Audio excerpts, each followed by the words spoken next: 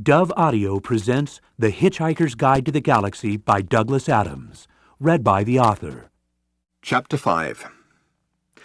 Prostetnik Vogon Jeltz was not a pleasant sight, even for other Vogons. His highly domed nose rose high above a small, piggy forehead. His dark green, rubbery skin was thick enough for him to play the game of Vogon civil service politics and play it well, and waterproof enough for him to survive indefinitely at sea depths of up to 1,000 feet with no ill effects. Not that he ever went swimming, of course. His busy schedule would not allow it. He was the way he was because billions of years ago, when the Vogons had first crawled out of the sluggish, primeval seas of Vogsphere and lain panting and heaving on the planet's virgin shores, when the first rays of the bright young Vogsol sun had shone across them that morning, it was as if the forces of evolution had simply given up on them there and then, had turned aside in disgust and written them off as an ugly and unfortunate mistake. They never evolved again. They should never have survived. The fact that they did is some kind of tribute to the thick-willed, slug-brained stubbornness of these creatures. Evolution, they said to themselves, who needs it? And what nature refused to do for them, they simply did without, until such time as they were able to rectify the grosser anatomical inconveniences with surgery. Meanwhile, the natural forces on the planet Vogsphere had been working overtime to make up for their earlier blunder. They brought forth scintillating, jewel-scuttling crabs, which the Vogons ate, smashing their shells with iron mallets. Tall, aspiring trees of breathtaking slenderness and colour, which the Vogons cut down and burnt the crab meat with. Elegant, gazelle-like creatures with silken coats and dewy eyes, which the Vogons would catch and sit on. They were no use as transport, because their backs would snap instantly, but the Vogons sat on them anyway. Thus the planet Vogsphere whiled away the unhappy millennia until the Vogons suddenly discovered the principles of interstellar travel. Within a few short Vog years, every last Vogon had migrated to the Megabrantis cluster, the political hub of the galaxy, and they now formed the immensely powerful backbone of the galactic civil service. They have attempted to acquire learning, they have attempted to acquire style and social grace, but in most respects the modern Vogon is little different from his primitive forebears. Every year they import 27,000 scintillating jewel scuttling crabs from their native planet, and while away a happy drunken night, smashing them to bits with iron mallets. Prostetnik Vogon Jeltz was a fairly typical Vogon in that he was thoroughly vile. Also, he did not like hitchhikers. Somewhere in a small, dark cabin, buried deep in the intestines of Prostetnik Vogon Jeltz's flagship, a small match flared nervously. The owner of the match was not a Vogon, but he knew all about them, and he was right to be nervous. His name was Ford Prefect. Ford Prefect's original name is only pronounceable in an obscure Betelgeusian dialect, now virtually extinct since the great collapsing Hurung disaster of galactic sidereal year 03758, which wiped out all the old Praxi-Beetle communities on Betelgeuse 7. Ford's father was the only man on the entire planet to survive the great collapsing Hurung disaster, by an extraordinary coincidence that he was never able satisfactorily to explain. The whole episode is shrouded in deep mystery. In fact, no one ever knew what a Hurung was, nor why it had chosen to collapse on Betelgeuse 7 particularly. Ford's father, magnanimously waving aside the clouds of suspicion that had inevitably settled around him, came to live on Betelgeuse 5, where he both fathered and uncled Ford. In memory of his now dead race, he christened him in the ancient Praxi-Beetle tongue. Because Ford never learnt to say his original name, his father eventually died of shame, which is still a terminal disease in some parts of the galaxy. The other kids at school nicknamed him Ix, which in the language of Betelgeuse 5 translates as boy who is not able satisfactorily to explain what a Hurung is, nor why it should choose to collapse on Betelgeuse 7. Ford looked about the cabin, but could see very little. Strange, monstrous shadows loomed and leaped with the tiny flickering flame, but all was quiet. He breathed a silent thank you to the Dentrasses. The Dentrasses are an unruly tribe of gourmands, a wild but pleasant bunch, whom the Vogons had recently taken to employing as catering staff on their long-haul fleets, on the strict understanding that they keep themselves very much to themselves. This suited the Dentrasses fine, because they loved Vogon money, which is one of the hardest currencies in space, but loathed the Vogons themselves. The only sort of Vogon a Dentrassi liked to see was an annoyed Vogon. It was because of this tiny piece of information that Ford Prefect was not now a whiff of hydrogen, ozone, and carbon monoxide. He heard a slight groan. By the light of the match, he saw a heavy shape moving slightly on the floor. Quickly, he took the match out, reached in his pocket, found what he was looking for, and took it out. He ripped it open and shook it. He crouched on the floor. The shape moved again. Ford Prefect said, "I bought some peanuts." Arthur Dent moved and groaned again, muttering incoherently. "Here, have some," urged Ford, shaking the packet again.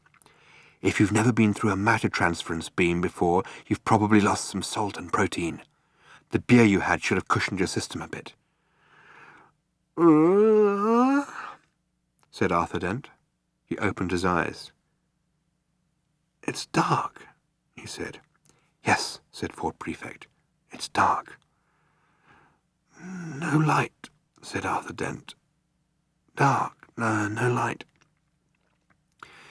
One of the things Ford Prefect had always found hardest to understand about humans was their habit of continually stating and repeating the very, very obvious, as in, "It's a nice day," or "You're very tall," or "Oh dear, you seem to have fallen down a 30-foot well. Are you all right?" At first, Ford had formed a theory to account for this strange behaviour. If human beings don't keep exercising their lips, he thought, their mouths probably seize up. After a few months' consideration and observation, he abandoned this theory in favour of a new one. If they don't keep on exercising their lips, he thought, their brains start working. After a while he abandoned this one as well, as being obstructively cynical, and decided he quite liked human beings after all, but he always remained desperately worried about the terrible number of things they didn't know about. "Yes," he agreed with Arthur, "no light." He helped Arthur to some peanuts. "How do you feel?" he asked him. "Like a military academy," said Arthur. "Bits of me keep on passing out." Ford stared at him blankly in the darkness. "If I asked you where the hell we were," said Arthur weakly, "would I regret it?" Ford stood up. "We're safe," he said. "Oh, good," said Arthur. "We're in a small galley cabin," said Ford, "in one of the spaceships of the Vogon constructor fleet." "Ah," said Arthur. This is obviously some strange usage of the word safe that I wasn't previously aware of." Ford struck another match to help him search for a light switch. Monstrous shadows leaped and loomed again. Arthur struggled to his feet and hugged himself apprehensively. Hideous alien shapes seemed to throng about him. The air was thick with musty smells which sidled into his lungs without identifying themselves, and a low, irritating hum kept his brain from focusing. "How did we get here?" he asked, shivering slightly. "We hitched a lift," said Ford. "Excuse me," said Arthur. "Are you trying to tell me that we just stuck out our thumbs and some green bug-eyed monster stuck his head out and said, 'Hi, fellas, hop right in, I can take you as far as the Basingstoke roundabout'?" "Well," said Ford, "the thumb's an electronic sub-ether signalling device. The roundabout's at Barnard's Star, 6 light-years away, but otherwise that's more or less right." "And the bug-eyed monster?" "Is green, yes." "Fine," said Arthur. "When can I go home?" "You can't," said Ford Prefect, and found the light switch. "Shade your eyes," he said, and turned it on. Even Ford was surprised. "Good grief," said Arthur. "Is this really the interior of a flying saucer?" Prostetnik Vogon Jeltz heaved his unpleasant green body round the control bridge. He always felt vaguely irritable after demolishing populated planets. He wished that someone would come and tell him it was all wrong, so he could shout at them and feel better. He flopped as heavily as he could onto his control seat in the hope that it would break and give him something to be genuinely angry about, but it only gave a complaining sort of creak. "Go away!" he shouted at a young Vogon guard who entered the bridge at that moment. The guard vanished immediately, feeling rather relieved. He was glad it wouldn't now be him who delivered the report they'd just received. The report was an official release, which said that a wonderful new form of spaceship drive was at this moment being unveiled at a government research base on Damagran, which would henceforth make all hyperspatial express routes unnecessary. Another door slid open, but this time the Vogon captain didn't shout, because it was the door from the galley quarters, where the Dantrasses prepared his meals. A meal would be most welcome. A huge furry creature bounded through the door with his lunch tray. It was grinning like a maniac. Prostetnik Vogon Jeltz was delighted. He knew that when a Dentrassi looked that pleased with itself, there was something going on somewhere on the ship that he could get very angry about indeed. Ford and Arthur stared around them. "Well, what do you think?" said Ford. "It's a bit squalid, isn't it?" Ford frowned at the grubby mattresses, unwashed cups, and unidentifiable bits of smelly alien underwear that lay around the cramped cabin. "Well, this is a working ship, you see," said Ford. "These are Dentrassi sleeping quarters." "I thought you said they were called Vogons or something," said Arthur. "Yes," said Ford. "The Vogons are on the ship, the Dentrassis are the cooks. They let us on board." I'm confused," said Arthur. "Here, have a look at this," said Ford. He sat down on one of the mattresses and rummaged about in his satchel. Arthur prodded the mattress nervously and then sat on it himself. In fact, he had very little to be nervous about, because all mattresses grown in the swamps of Squanchula Zeta are very thoroughly killed and dried before being put to service. Very few have ever come to life again. Ford handed the book to Arthur. "What is it?" asked Arthur. The Hitchhiker's Guide to the Galaxy. It's a sort of electronic book. It tells you everything you need to know about anything. That's its job." Arthur turned it over nervously in his hands. "I like the cover," he said. "Don't panic. It's the first helpful or intelligible thing anybody's said to me all day." "I'll show you how it works," said Ford. He snatched it from Arthur, who was still holding it as if it was a 2-week dead lark, and pulled it out of its cover. "You press this button here, you see, and the screen lights up, giving you the index." A screen, about 3 inches by 4, lit up, and characters began to flicker across the surface. "You want to know about Vogon, so I entered that name, so." His fingers tapped some more keys, and there we are. The words Vogon Constructor Fleets flared in green across the screen. Ford pressed a large red button at the bottom of the screen, and words began to undulate across it. At the same time, the book began to speak the entry as well, in a still, quiet, measured voice. This is what the book said. Vogon Constructor Fleets. Here is what to do if you want to get a lift from a Vogon. Forget it. They are one of the most unpleasant races in the galaxy, not actually evil, but bad-tempered, bureaucratic, officious, and callous. They wouldn't even lift a finger to save their own grandmothers from the ravenous bug-blatter beasts of Traal, without orders signed in triplicate, sent in, sent back, queried, lost, found, subjected to public inquiry, lost again, and finally buried in soft peat for 3 months and recycled as firelighters.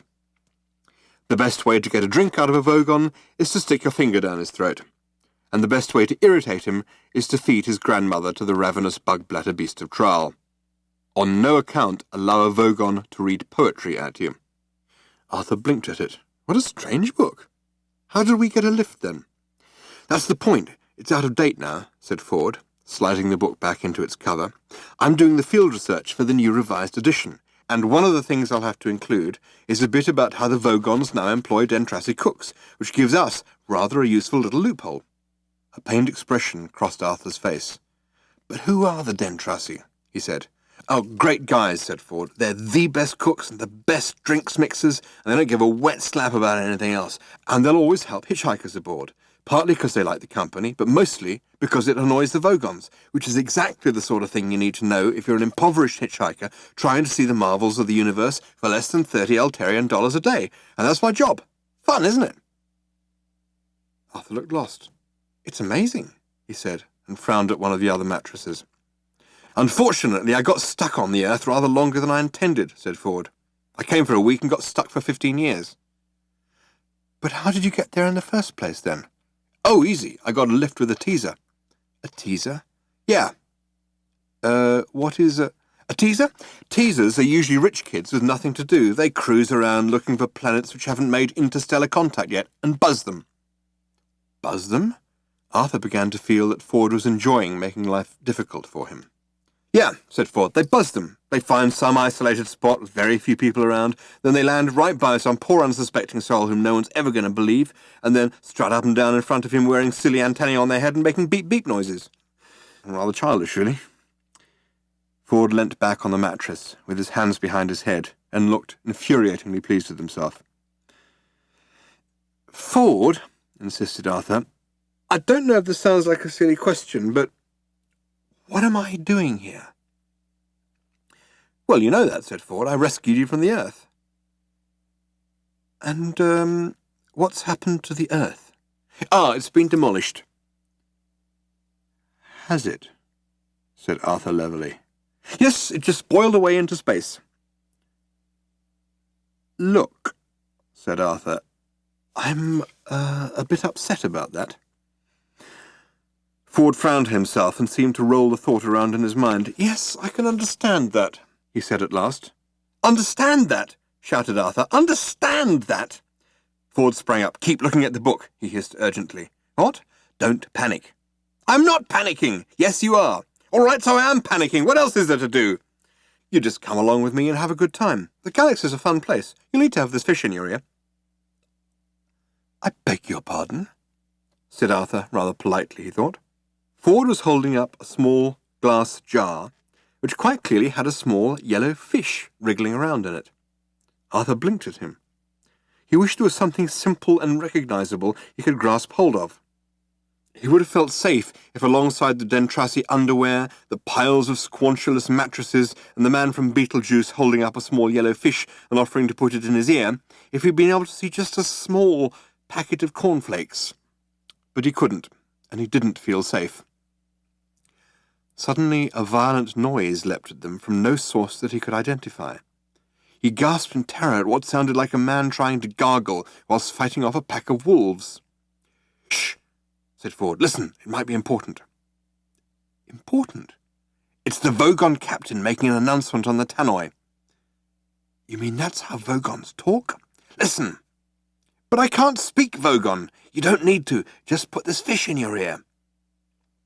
Ford, with a lightning movement, clapped his hand to Arthur's ear, and he had the sudden sickening sensation of the fish slithering deep into his oral tract. Gasping with horror, he scrabbled at his ear for a second or so, but then slowly turned goggle-eyed with wonder. He was experiencing the oral equivalent of looking at a picture of two black silhouetted faces and suddenly seeing it as a picture of a white candlestick.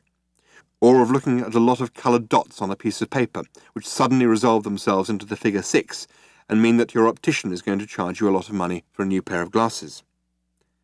He was still listening to the howling gargles, he knew that, only now it had somehow taken on the semblance of perfectly straightforward English. This is what he heard.